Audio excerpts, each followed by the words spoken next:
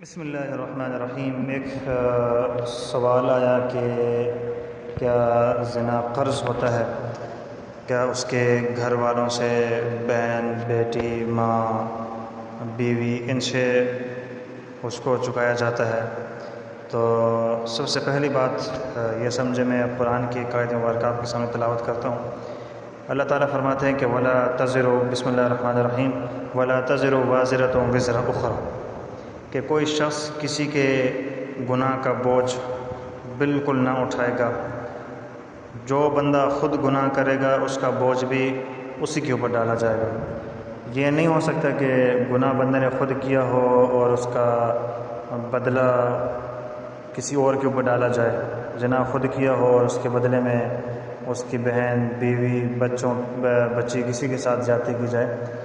تو جو بندہ خود گناہ کرتا ہے تو اس کا ازالہ بھی خود ہی اس کے اوپر ہی آتا ہے، چاہے وہ اللہ پاک سزا کی صورت میں دیں یا وہ بندہ توبہ استغفار کر لے، کیونکہ زنا حقوق اللہ میں سے ہے، اور حقوق اللہ صدق دل سے توبہ کر لینے سے اور اپنے اس فعل پر، اپنا جو وہ عمل کر لیا اس پر نادم ہونے سے معاف بھی ہو جاتا ہے۔ اور یہ جو بات عام طور پر بڑی ایک مشہور ہے کہ زنا ایک قرض ہے جو زنا کرنے والے شخص کی ماں، بہن، بیوی یا بیٹی کو لٹانا ہوتا ہے، اس کی کوئی اصل نہیں ہے، کوئی دلیل نہیں ہے، یہ اپنی طرف سے بنی بنائی ہوئی ایک بات ہے۔ ایک حدیث ہے، اگرچہ سند کے اعتبار سے ضعیف ہے، لیکن پھر بھی آپ کو سنا دیتا ہوں، پیش کر لیتا ہوں۔ فرمایا کہ عفو تعف نساؤکم، اس کا ترجمہ کر لیتا ہوں کہ تم پاک دامن رہو گے تو تمہاری عورتیں بھی پاک دامن رہیں گی۔ کیا فرمایا جی؟ تم پاک دامن رہو گے تو تمہاری عورتیں بھی پاک دامن رہیں گی۔ ایک خاصیت ہے، یہ انسان کے اندر ایک خاصیت ہے، اس کی صفت ہے کہ جب وہ پاک دامن رہے گا تو گھر کا ماحول پاک دامنی والا رہے گا۔ جب بندہ عام معاشرے کے اندر، آپ دیکھتے ہیں جب معاشرے کے اندر بندہ خود پاک دامن نہ رہے تو اس کا گھر بھی محفوظ نہیں رہتا۔ تو اس لیے فرماتے ہیں کہ اپنے آپ کو پاک دامن رکھو، گھر والوں کو بھی بچا کے رکھو۔ تو یہ ایک خاصیت اور صفات ہوتی ہیں کہ جو بندے پہ جو بندہ کام کرتا ہے تو اس کا اثر دوسروں کے اوپر پڑتا ہے۔ تو یہ اس طریقے سے اثر پڑ رہا ہوتا ہے۔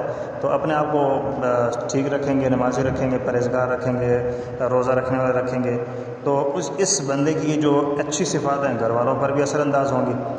اگر بری صفات رکھے گا تو گھر والوں کے اوپر بری اثرات مرتب ہو جائیں گی۔ بہرحال وہ قرض والا معاملہ جو ہے وہ ٹھیک نہیں ہے، وہ اس کی کوئی اصل دلیل نہیں ہے۔ ایک اور بڑی لمبی ایک حدیث مبارکہ ہے، حضرت ابو امامہ رضی اللہ تعالیٰ عنہ سے مروی ہے کہ ایک نوجوان نبی کریم صلی اللہ علیہ وسلم کی خدمت میں حاضر ہوا اور وہ کہنے لگا کہ اللہ کے رسول صلی اللہ علیہ وسلم مجھے زنا کرنے کی اجازت دے دیجیے۔ لوگ اس کی طرف متوجہ ہو کر اسے ڈانٹنے لگے اور اسے پیچھے ہٹانے لگے، لیکن نبی علیہ الصلوۃ والسلام نے فرمایا کہ میرے قریب آ جاؤ۔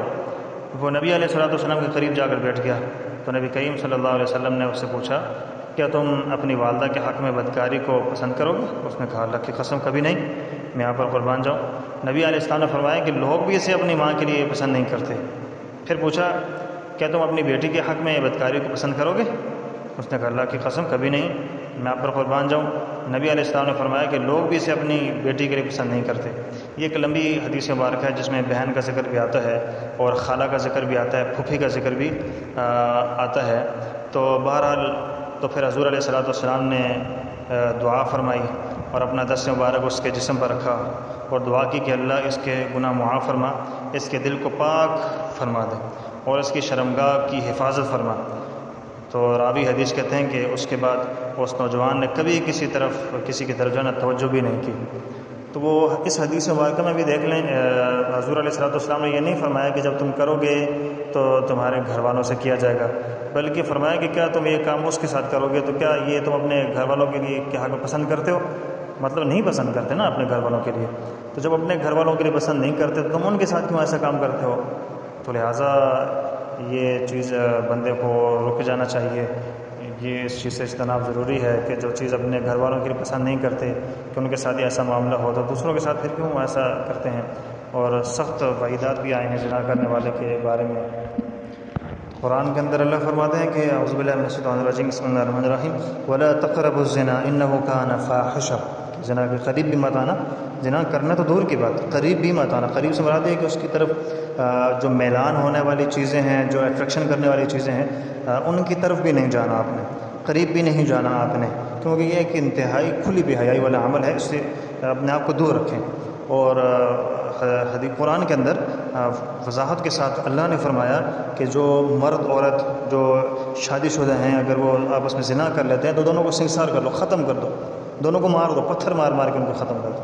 اتنی سخت وعید، اتنی سخت سزا ان کے بارے میں آئی ہے، تو لہٰذا ضروری ہے کہ اس سے اجتناب کیا جائے۔ اور جو مین پوائنٹ ہے، موضوع ہے کہ زنا ایک قرض ہے، یہ کوئی اصل حقیقت نہیں ہے، یہ ایک بات ہے جو کی گئی ہے حدیث مبارکہ کے اندر، قرآن کے اندر اس کا کسی قسم کا کہیں پر بھی کوئی تذکرہ موجود نہیں ہے۔